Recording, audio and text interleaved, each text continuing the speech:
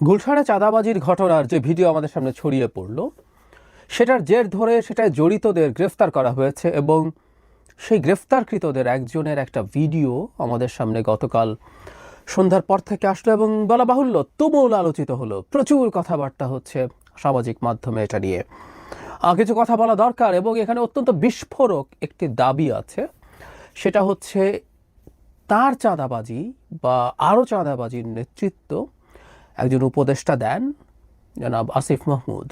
খুব স্পষ্টভাবেই তার নাম ধরে তাকে অভিযুক্ত করা হয়েছে।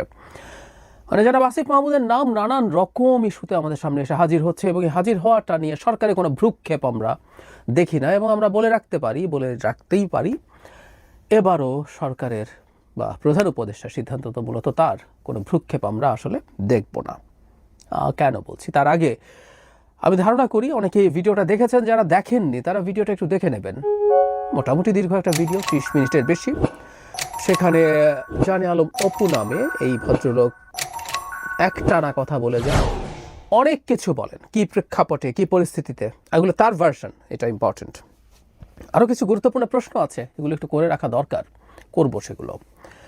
কি প্রেক্ষাপটে কিভাবে তিনি এই চক্রের সাথে জড়িয়েছেন, কেন তিনি গেলেন, তার ইচ্ছের বিরুদ্ধে। মানে অনেক ক্ষেত্রেই তিনি এটা দাবি করার চেষ্টা করছেন, হ্যাঁ নিজের খানিকটা লোভ হয়ে গেছিল সেটাও যেমন বলেন, একই সাথে তিনি নিজকে অনেকটা সেভ করার চেষ্টা করেন। তিনি একটা পর্যায়ে অন্যদের সাথে বিট্রে করতে চান বলেই তিনি সমস্যায় পড়েছেন বলে দাবি তার। এর পক্ষে নানান রকম কথাবার্তা তিনি বলেছেন। যেমন একটা যুক্তি এরকম দিয়েছেন যে রিমান্ডে না নিতেই রীতিমতো প্রথম গ্রেফতার হওয়ার পরে তার সাথে আরেকজন যিনি ছিলেন, রিয়াদ সম্ভবত নাম, তিনি থানাতেই তার নাম বলে দেন এবং চুরির টাকায়, মানে সেই চাঁদাবাজির টাকায় তাকে বাইক কিনে দেওয়া হয়। অবশ্য তিনি সেই বাইক তো রীতিমতো নিয়ে ঘুরে বেরিয়েছেন। যাই হোক, তিনি তার নিজকে এক ধরনের নির্দোষ প্রমাণ করার চেষ্টা করেন তার এই ভিডিওতে।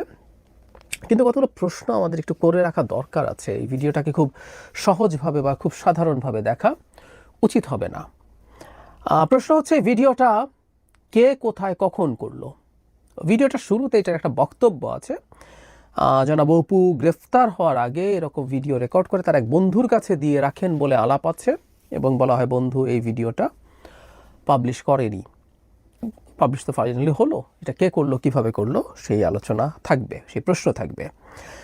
পাল্টা কেউ প্রশ্ন করতে পারেন যে আদৌ কি কথাটা ঠিক, নাকি এটা গ্রেফতারের পর তাকে এই কথাগুলো বলানো হয়েছে।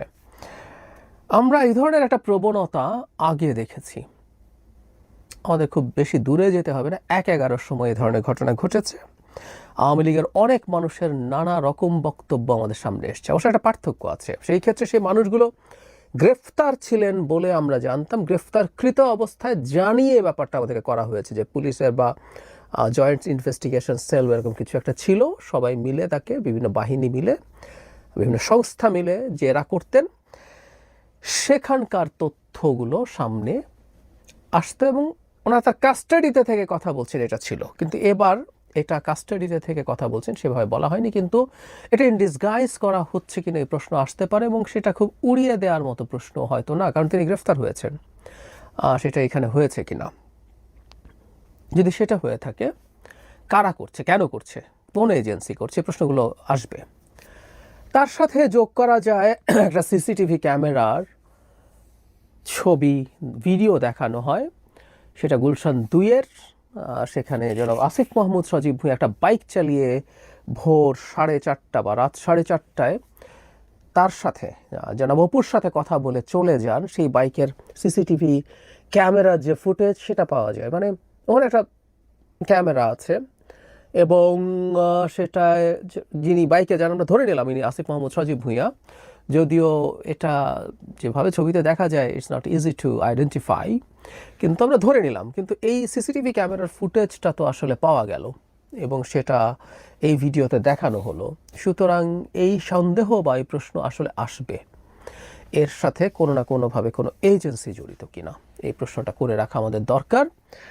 এখন সেই ধরনের পরিস্থিতি যদি হয় সেগুলো নিয়ে প্রশ্ন তোলা উচিত, কিন্তু একটা কথা মনে রাখা দরকার, সেটা হচ্ছে রাষ্ট্রীয় গোয়েন্দা সংস্থা, রাষ্ট্রের উপদেষ্টারা কে কী করছেন তার প্রতি নজরদারিও তো রাখার কথা। প্রশ্ন হচ্ছে এই জিনিসগুলো এখন এভাবে পাবলিক হওয়ার ঠিক হচ্ছে কিনা সেটা প্রশ্ন। কিন্তু তারা রাষ্ট্রীয় নিরাপত্তা এবং রাষ্ট্রের এই উঁচু পদে থাকা মানুষজনেরকেও নজরদারিতে থাকার কথা আমি নিশ্চিত নই, কিন্তু আমি ধারণা করি সেটা আছে।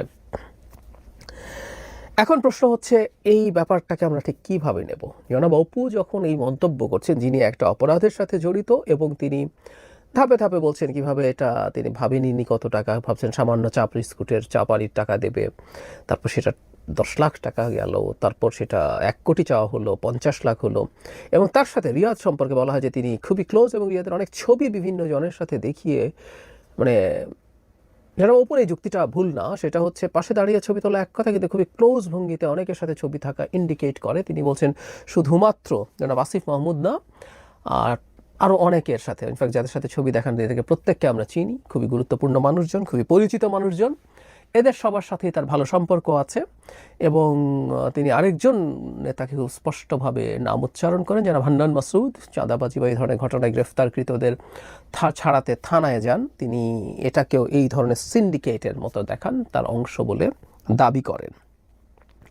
এই বিতর্কটা আছে এবং এই বিতর্কটার বাইরে এসে এখন যেটা ধারণা, মানে আমাদের আলাপ করতে হবে, জনাব আসিফ মাহমুদের ব্যাপারে সরকারের আসলে কি করা দরকার। আমরা ধরে নিলাম কোনো একটা এজেন্সি কাজগুলো করেছে এবং এই কাজটা করার নৈতিকতা প্রশ্নবিদ্ধ, কেউ এটাকে অনৈতিকও বলতে পারেন, আমরা সরিয়ে রাখলাম, কিন্তু এই অভিযোগগুলো তার বিরুদ্ধে উঠছে, এই ব্যাপারটা নিয়ে আসলে সরকার কি করছে এটা জানা খুব জরুরি, খুব জরুরি। কারণ জনাব আসিফ মাহমুদ যদি ওই রাস্তা দিয়ে ওই দিন ওই সময় যান, ওই রাস্তার কোনো না কোনো ক্যামেরা, হেলমেট পরা থাকলেও কোনো না কোনো ক্যামেরা, অনেক ক্লোজ আপ ছবি তার পেয়ে থাকার কথা আছে। এই পুরো রাস্তা জুড়ে অনেক সিসিটিভি ক্যামেরা আছে। সরকার চাইলে এই জিনিসগুলো করতে পারে, সরকার চাইলে সঠিকভাবে তদন্ত করতে পারে। আমি অনেকদিন থেকে একটা কথা বলছি, জনাব আসিফ মাহমুদের বিরুদ্ধে যে অভিযোগগুলো উঠছে, আমরা তাকে সেটা একেবারে উনি এটা ইনভলভড হয়ে গেছেন বলনি না। ওনার এপিএস কত টাকা বাড়িয়েছেন সেটা স্বীকৃতি আছে সরকারের দিক থেকে, তার এপিএসকে চাকরিচ্যুত করা হয়েছে, দুদক তদন্ত করছে, তার বিদেশে যাওয়ার নিষেধাজ্ঞা হয়েছে। তো একই সাথে জনাব আসিফ মাহমুদের বিরুদ্ধেও তদন্ত হওয়া জরুরি ছিল, কারণ এপিএসের ক্ষমতার উৎস আসলে উপদেষ্টা, হয়নি। এরপর তার বাবা দেশের একটা গুরুত্বপূর্ণ নিউজে রিপোর্ট করে দেখিয়েছে তার বাবা তার এলাকায় কি ত্রাসের রাজত্ব কায়েম করেছেন। তিনি কি করছেন, কিভাবে করছেন, এটাও বিতর্কিত করার চেষ্টা করা হলো যে এটা যেহেতু জনাব ইশরাকের মালিকানার চ্যানেল, ইশরাক হোসেন, যার সাথে ঢাকা দক্ষিণের মেয়র হওয়া নিয়ে এলজিআরডি উপদেষ্টা হিসেবে জনাব আসিফ মাহমুদের ক্ল্যাশ হয়েছে, তাই তারা শত্রুতামূলকভাবে এটা করেছে। অথচ ওখানে অন ক্যামেরা পরিচয় দিয়ে মানুষজন কথা বলেছেন, এটাকে এত তুচ্ছ-তাচ্ছিল্য করা খুবই হাস্যকর, খুবই উদ্ভট। এটা আমরা হয়তো হতে পারে জনাব ইশরাকের সাথে সংঘাতের কারণে তিনি এই সাহসটা করেছেন। অনেকে সাহস করছে না, আমি অনেকবার অনেকের সাথে কথা বলে দেখেছি, অনেক মিডিয়ায়, প্রায় সব মিডিয়াতে টকের জন্য যাওয়া হয়। ভীতি আছে সরকারের দিক থেকে, না কে কখন এসে কোথায় কোন মব তৈরি করে। এখন তো মব পরিকল্পনা করে মব তৈরি করা যায়। এই যে অপুর ভিডিওতে আছে যে তারা পরিকল্পনা করে, মব অবশ্য পরিকল্পনা করে হওয়ার কথা ছিল না, কিন্তু আমরা এক নতুন ফেনোমেনন বাংলাদেশে দেখছি যেখানে মব তৈরি করা যায়। সো তাদের ভীতি আছে, তাই তারা অনেকে করে না। যারা ইশরাক যেহেতু তার সাথে একটা ক্ল্যাশ আছে, তিনি সেটা করলেন। কিন্তু এই রকম একটা খুবই কনক্রিট ধরনের রিপোর্টের ব্যাপারেও সরকারের কোনো কগনিজেন্স আমরা দেখিনি, নিয়ে সেগুলো নিয়ে তদন্ত এবং সেগুলো নিয়ে ব্যবস্থা নেয়, এবং ব্যবস্থা নেওয়ার আগে যেটা জরুরি সেটা হচ্ছে এরকম একটা মানুষকে পদ থেকে সরিয়ে দেওয়া, করেননি। এবারও কিছু হবে টবে না, এটা আমরা বলতে পারি, একদম স্পষ্টভাবে বলতে পারি। ডক্টর ইউনূস কেন যেন সিদ্ধান্ত নিয়েছেন, অবশ্য এমপ্লয়ার, এবং জনাব আসিফ মাহমুদ নিজে তার ইন্টারভিউতে বলেছেন, যে ইন্টারভিউতে তিনি সেনাপ্রধানকে নিয়ে অনেক কথা বলেছেন, যিনি ডক্টর ইউনূসকে নিতেই চাননি, ঘন্টার পর ঘন্টা আলাপ করেছেন, শেষে বুকে পাথর চাপা দিয়ে তাকে মেনে নিয়েছিলেন। মানে একটা উপদেষ্টার চেয়ারে বসে এসব ফাজলামো বাংলাদেশেই সম্ভব। এই ফাজলামোগুলো হয়েছে এবং এখানে তিনি বহাল তবিয়ত উপদেষ্টা পদে আছেন। কথাগুলো সত্য হলেও তর্কের খাতিরে ধরে নিলাম। এগুলো কেন করা হয়, ওই সময় করা ঠিক আছে কিনা, এগুলো না বোঝার কোনো কারণ প্রফেসর ইউনূসের ছিল না, তা আমি মানি না। যাই হোক, এগুলো ছিল, তাকে সরিয়ে রাখা দরকার ছিল, সরিয়ে ফেলা দরকার ছিল, সরিয়ে ফেলে তদন্ত করা দরকার ছিল। কেউ কেউ বলেন তিনি নির্বাচন করবেন, তাই এখন তার বিরুদ্ধে শত্রুতা তৈরি হয়েছে। একটা ইন্টারভিউতে জনাব খালেদ মহিউদ্দিনের সাথে নির্বাচনে যাওয়ার কথা বলেছেন, এবং সেই নির্বাচন তিনি নিশ্চিত নন এনসিপি হতে যাবেন নাকি স্বতন্ত্র যাবেন, কিন্তু নির্বাচনে যাবেন, গেলে তার আগে তিনি পদত্যাগ করে যাবেন। বহুবার বলেছি এই পদত্যাগ করে যাবেন এটাও বাজে কথা, বাজে জিনিস, এটা হওয়া উচিত ছিল না কোনোভাবেই। ওই তর্কে এখন আর ঢুকছি না।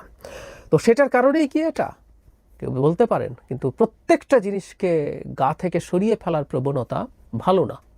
সব শুধু চক্রান্ত, সব শুধু সুনাম নষ্ট করার চেষ্টা। আমরা প্রচুর খোঁজ খবর পাই, তথ্য পাই। আবারও বলছি, এগুলো মেইন স্ট্রিমে আসে না বলে কথা বলি না, এগুলো সব মিথ্যা না, এগুলো সব মিথ্যা না। কি ঘটে, কি ঘটছে, কারা নেতৃত্ব দিচ্ছে, কিভাবে নেতৃত্ব দিচ্ছে, এগুলো জানা যায়। অনেক আগে বৈষম্য বিরোধী ছাত্র আন্দোলন যখন এই এনসিপি তৈরিও হয়নি, তখন যখন নানান অনিয়মে জড়িত আছে, তদবির এটা সেটায়, এই বৈষম্য বিরোধী পরিচালিত হয় হেয়ার রোড থেকে, মামা ফাতেমা বলেছেন, একাধিকবার বলেছেন, আমরা জানিও, জানতামও। ফলে জনাব আসিফ মাহমুদকে এগুলোর দায়ভার নিতে হবে। আবারও বলছি, এটার সাথে তিনি জড়িত আছেন সেটা আমরা কনক্রিটলি বলবো না, কিন্তু একটা জেনুইন সুষ্ঠু তদন্ত হওয়া জরুরি, এবং সেই তদন্তের স্বার্থেই তার এখানে ক্ষমতা থেকে সরে যাওয়া দরকার। এমনিতেই তিনি আর খুব বেশি দিন থাকার হয়তো কথা না, নির্বাচন করবেন, নির্বাচন করার জন্য সরকার থেকে বেরিয়ে যাবেন। যে নিশ্চয়ই তফসিলের কয়েকদিন আগ পর্যন্ত তা না, অবশ্য কেউ বলতে পারেন যদি তিনি করাপ্ট হন, প্রতিটা দিন মানেই বহু টাকার ব্যাপার, তাহলে যত দিন পর্যন্ত থাকা যায় ততদিন হয়তো সুবিধা, হয়তো সেই চেষ্টা তিনি করবেন। কিন্তু আমি বারবার একটা প্রশ্ন করছি, ডক্টর ইউনূস কেন এই বদনামের ভাগিদার হচ্ছেন? আসিফ মাহমুদ ফোন করেছেন, তারা চাকরিদাতা, এই জন্য। এই অন্ধত্বগুলো ভালো না, এই অন্ধত্বগুলো ভালো না, খুবই খারাপ। বিশেষ করে খুবই টার্ময়েলের টাইমে একটা জাতির কাণ্ডারে যিনি, জাতির হাল, ঝঞ্ঝা বিক্ষুব্ধ একটা জাহাজে যিনি হাল ধরেছেন, সেই মানুষটা এরকম হওয়া উচিত না। কিন্তু তাকে আমরা সোফার যা দেখলাম, আসিফ মাহমুদ সজীব ভুঁইয়া বহাল তবিয়তেই থাকবেন, এটা নিয়ে আমি একেবারেই নিশ্চিত।